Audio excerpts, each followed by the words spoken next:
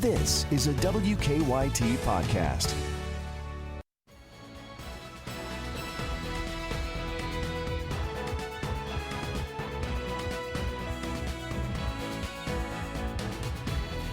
Good morning from WKYT News. I'm Bill Bryant, and we welcome you to Kentucky Newsmakers.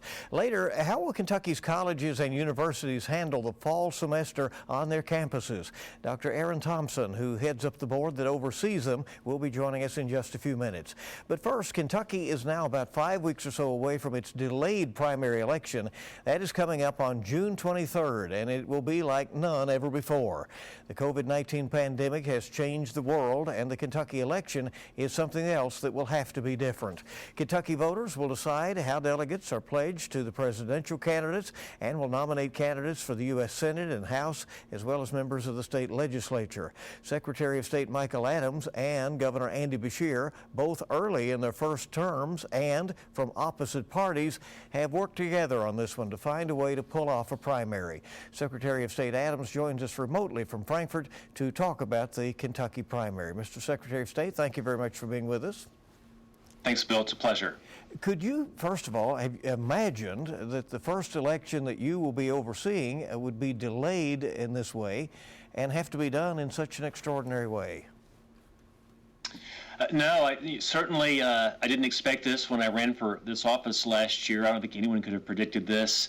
Just to give you a sense of how much things changed, on March 9th, I was on KET for an hour talking about election law and policy and didn't get a single question about coronavirus. And then just 7 days later, I'm standing next to the governor at a joint press conference announcing that we've delayed the election for 5 weeks. That's how much things changed and how quickly they changed. Most of the election will be done by absentee. So just tell us how this is going to go. The rule is suspended about having to give some kind of excuse about voting absentee for this, right? So that's right. Voters will have 4 different ways to vote. They can mail in an absentee ballot. They'll have to request it, prove their identity, but then can get and send back an absentee ballot by mail with postage prepaid by us, or they can drop off their absentee ballot at their clerk's office in a secure location by hand delivery. Some people don't feel comfortable mailing a ballot. They want to personally hand deliver it. We also allow early voting. We've expanded that for the 2 weeks before Election Day, so people can come vote early if they choose. We wanted to limit the number of voters hitting fewer precinct voting locations with fewer precinct poll workers. And then, of course, they can vote in person on Election Day. So I want to clarify, we've not taken anyone's rights away. In-person voting is in our state constitution. We've preserved that. But absentee voting is also in our state constitution. We've just made it easier. Do you foresee just probably one location for in-person voting in each county? No, I think it'll be bigger than that, but it'll depend on the county. So, for example, Owsley County, that's a small county, only a few precincts. Obviously, it makes sense for them to have one centralized voting location. But I don't think one location would be sufficient for Fayette County or Davis County or Jefferson County. So what we do in this plan is here in Frankfort, we don't decide what Election Day looks like specifically. We allow each county clerk in each county to come back to the State Board of Elections with a plan for approval for them to show us, A, how many sites they're going to have for in-person voting, and B, what that's going to look like, how they're going to be able to eliminate direct contact between poll workers and voters. Now, the county clerks need to know that people intend to vote, and how do voters let them know that? They'll be receiving a postcard, right? That's right. In the next couple of weeks, every registered voter on our voter file will get a postcard in the mail. It'll have directions to contact your county clerk. You can call your county clerk, email, fax in, or even visit if they're open and functioning, and get your ballot that way. Or we have an online portal that will also be on this postcard, a place that's centralized where any voter can go, prove identity through personally identifiable information, birth date, social security number, prove your identity, and then you can get mailed a ballot automatically, which you can return in person or you can mail back at our expense. Humans procrastinate by nature. What will be the hard deadline for getting those ballots returned to the county clerk? Well, this is one of the things we changed under state law as it stood previously, we would have to get all of these absentee ballots back no later than when the polls close at 6 p.m. on Election Day. I think it's a pretty good standard. Almost every state has that standard. Under the unique situation that we have, we extended that deadline to Saturday after the election, June 27th. You can't vote after June 23rd. That's Election Day. But if we get your ballot in the mail up to that Saturday following and it's postmarked June 23rd, then we'll be able to count that. All right. Now, it's my understanding then that as a result of that, we won't know the election results on election night, as is tradition, right? Well, there might be certain races that are not close, and we may be able to put out numbers and allow you all to call those races. We're not going to call races that night. We're not going to be able to have the typical election night reporting. We're just not going to have enough numbers back. We're going to have a lot of absentee ballots left to count. So our expectation, we've got a hard deadline of certification of the totals the following week. We're giving people a week to count all the ballots. We don't think it'll take that long in every location, but it might in some places. My expectation is most of the races we're going to know the answers to pretty soon. The ones that are very close, it might take a week before we know. I'll note that in Wisconsin, which is not anyone's model right now of how to run the election, by law, no results were announced until a week after. We're not going to do that. We're going to allow people to see the numbers as they come in and call races and declare victory or what have you, but it's going to take a week potentially for some of these races to be called ultimately. Mr. Secretary, do you have concerns, given Kentucky's long history of election fraud and misdeeds, that giving people control of a ballot for a time away from the eyes of election officials will open the door to potential trouble? Well, sure I do. Look, I take the criticisms that I've gotten for this on the right in good humor. I spent 2 months of my life running statewide, calling for ballot integrity, and I haven't changed my position on that. There's no one in this state who's tougher on ballot integrity than I am. I'm the one who personally wrote and passed the photo ID law, so I take that seriously. What I'm proud to say is we've got anti-fraud protections built into this plan. Number one, you have to prove your identity to get the ballot in the first place with personally identifiable information. The photo ID law isn't in effect yet. We couldn't implement it that fast, but it's coming in November. But for June, you've got to still prove your identity to get this ballot. Number two, you got to sign a form, and we're going to have you sign that form, and then we're going to match your signature to our signatures of record the state has. We've got an MOU with the Transportation Cabinet where they've got all the signatures and all the driver's licenses. And so we're going to be able to match signatures, and that's actually required by this plan. The third thing that we do is that we will, excuse me, we're going to give people a chance to cure the signature if it mismatches. We don't want to disenfranchise anybody, obviously.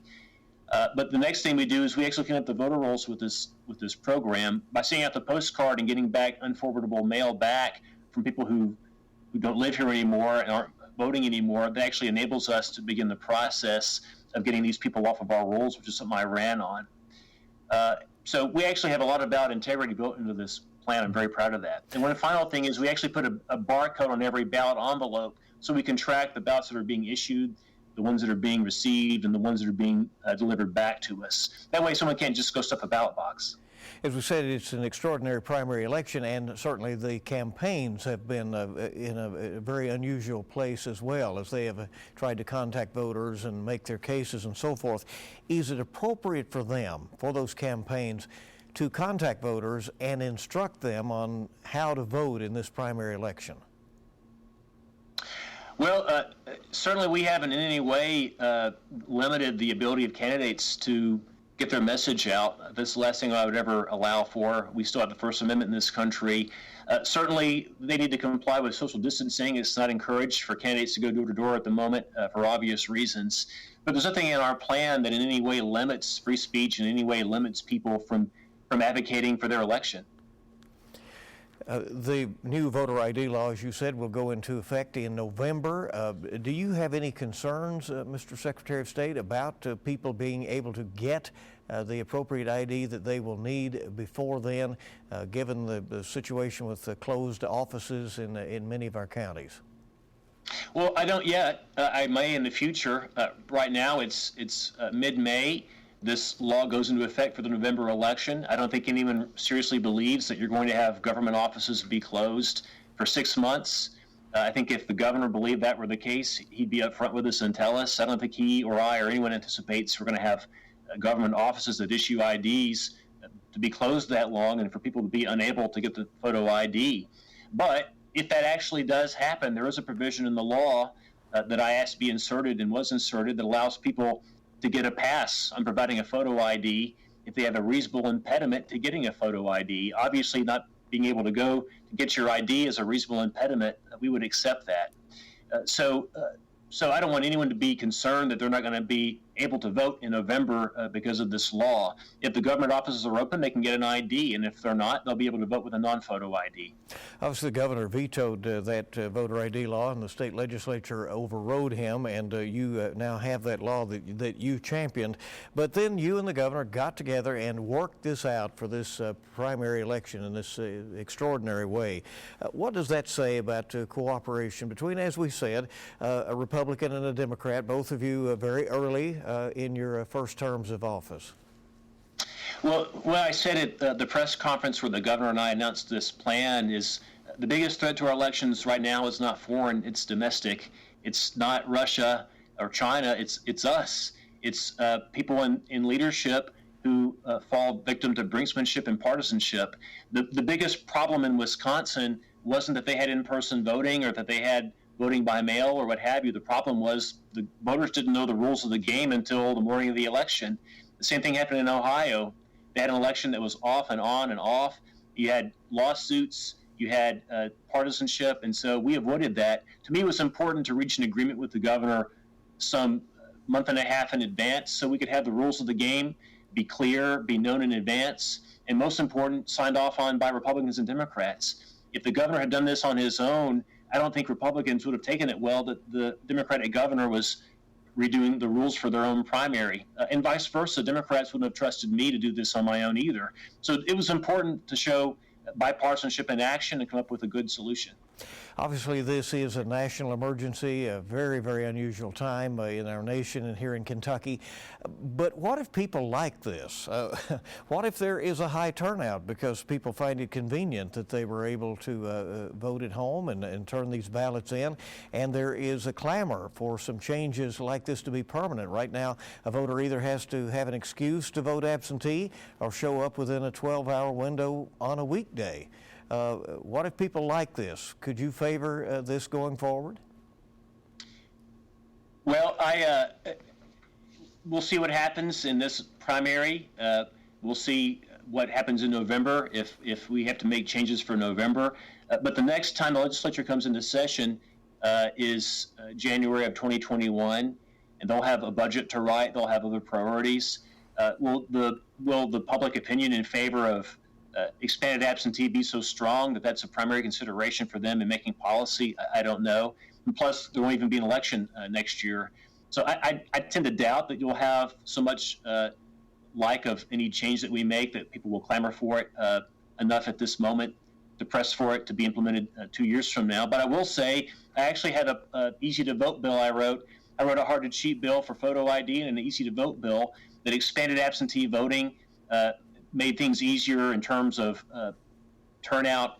A very technical bill, but a very good bill. It was on track for passage until the session was aborted for COVID-19. So I hope to come back with similar ideas in the future. Some of those ideas are actually implemented in this agreement. Consolidating polling locations, allowing vote centers, allowing independent voters to be poll workers. We've got a lot of solutions that were in that bill that we now have a pilot project for. I'm hoping to see them come back. The budget is busted for the state, and the Beshear administration is asking agencies to take a 12.5% cut going forward. Obviously, he cannot control what constitutional offices do, such as your own, but as I understand it, you've decided to comply with that.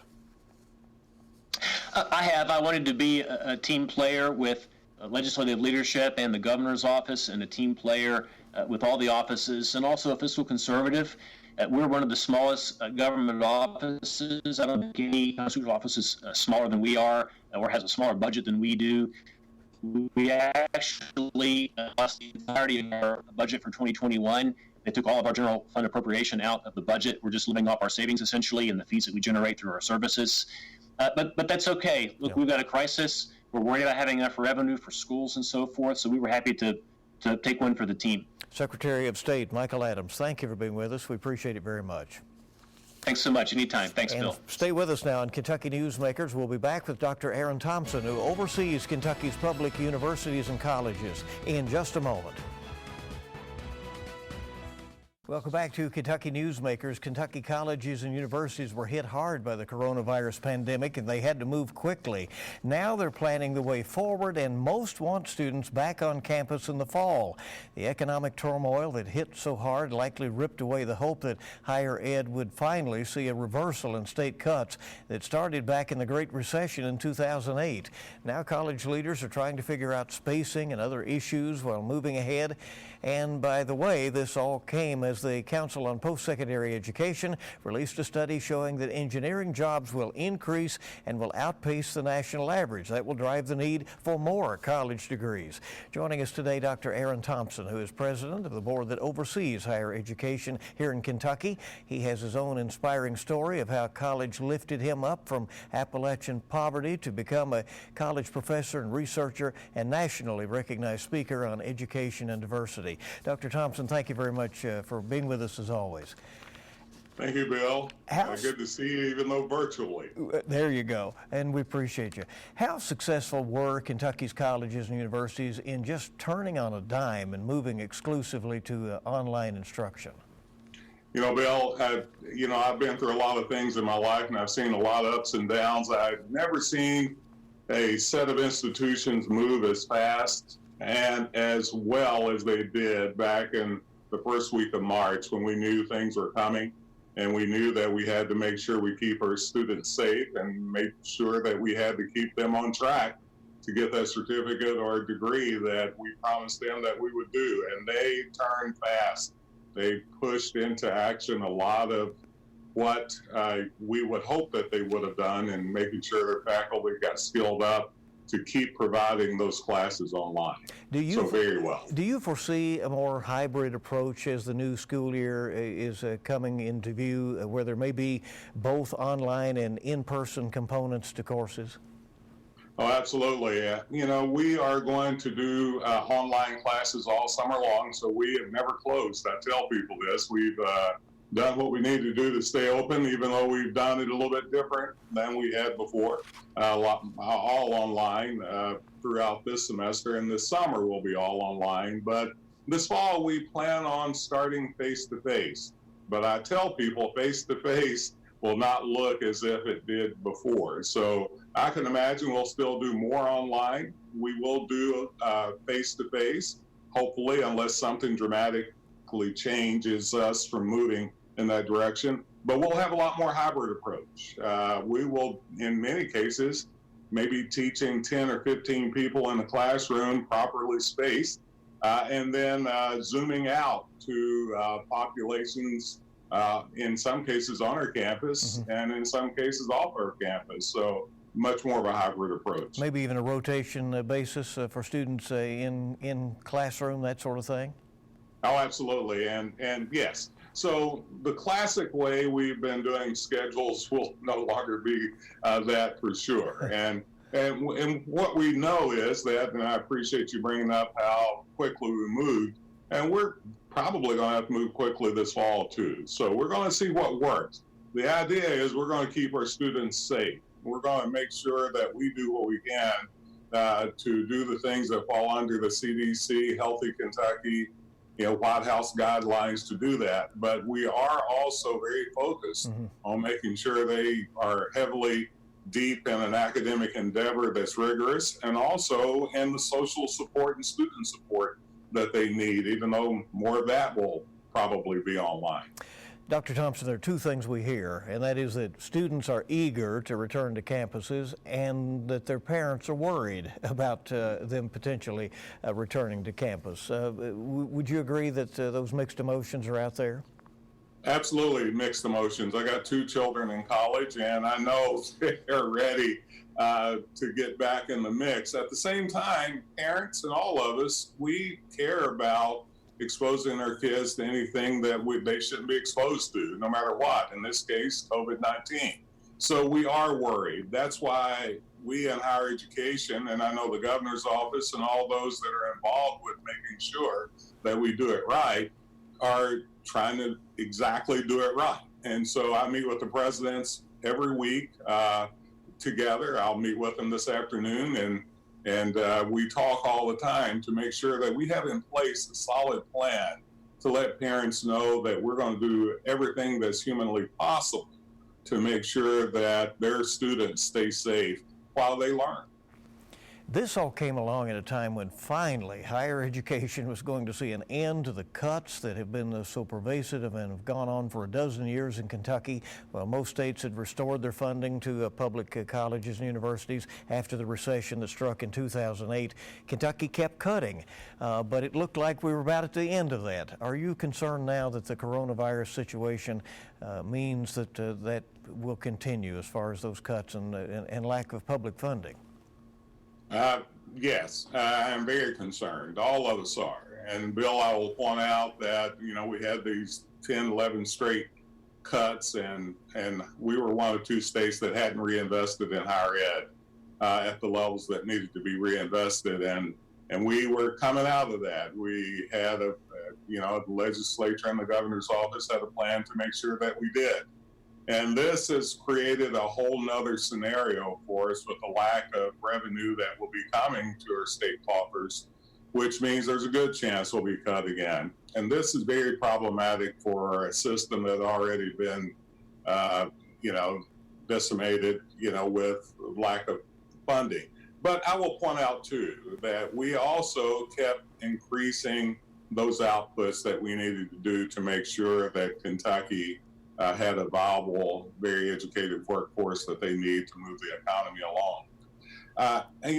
I'm worried that we can continue this in this atmosphere, but once again, our campuses and our presidents and those that are there where rubber meets the road, faculty and staff, we're going to make sure we do all that we can do on our part to make sure that we are the engine for the recovery.